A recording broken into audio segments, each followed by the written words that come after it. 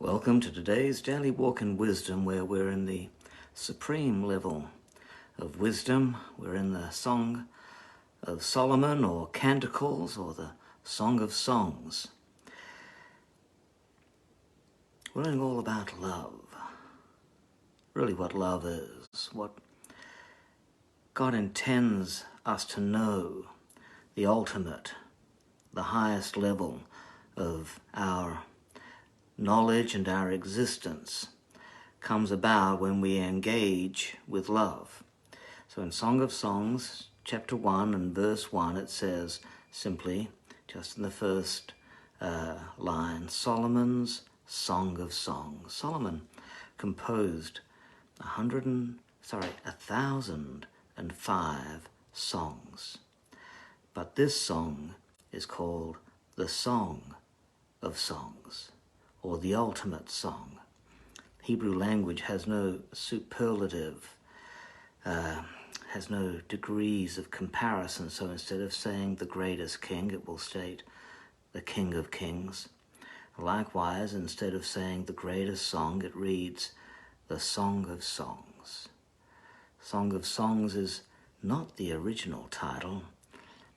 Originally in the Hebrew scriptures, the first verse is the title, because they were written on scrolls and not on books, and they didn't have any separate covers or title pages.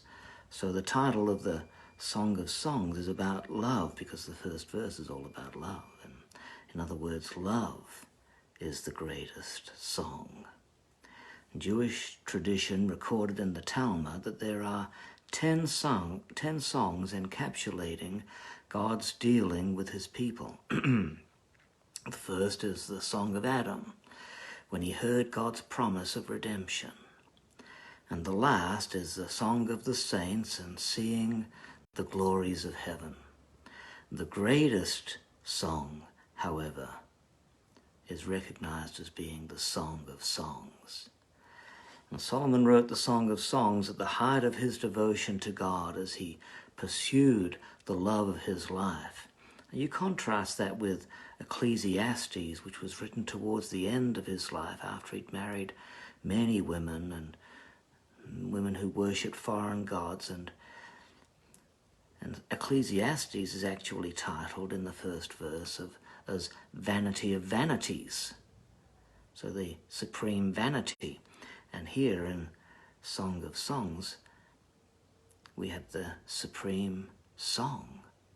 So Ecclesiastes is a book about the old nature, while Song of Songs is about the new creation.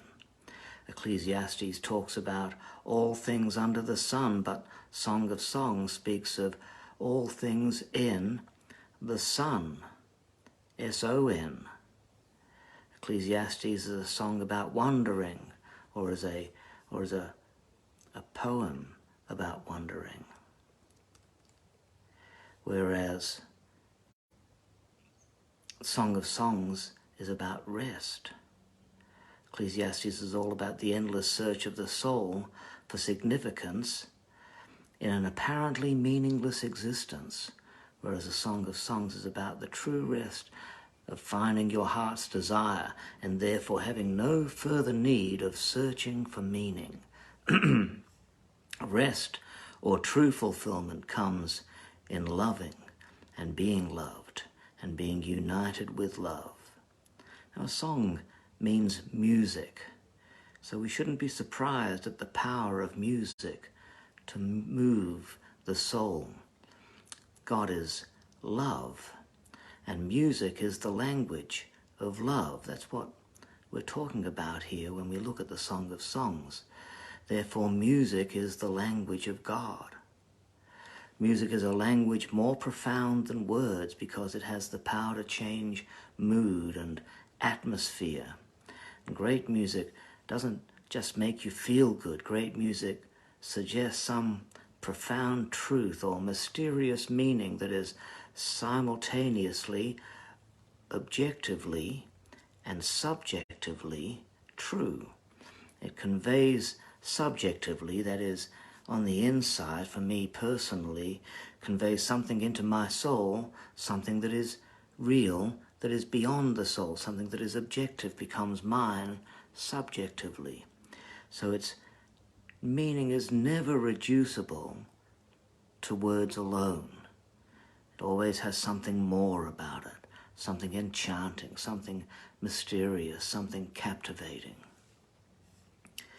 God uses music to convey the greatest message, and that message is that we have been made by love, through love, for love, and to love. Love holds the greatest value. And near the end of the book, Solomon says, if a man offered for love all the wealth of his house, it would be utterly scorned. In other words, love is priceless. Nothing can buy love, because nothing is as precious as love.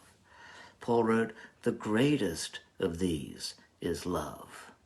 Love crosses all barriers and connects us with the meaning of everything. Love is the meaning of life. Hence, love is the highest wisdom. The fundamental question that wisdom must answer is, to what end do we exist? Ecclesiastes' answer is that it is vanity. Job's answer is that the ultimate end is suffering. Proverbs' answer is the ultimate end is action. Psalm's answer is the ultimate end is worship. But the greatest song tells us that the consummate life, or the supreme life, or the real purpose of life, is achieved when we come face to face with the realization that we are made for love, to be loved, and to love. And that's why we're reading the Song of Songs. God bless you. We'll see you tomorrow for some more wisdom from this awesome message from God.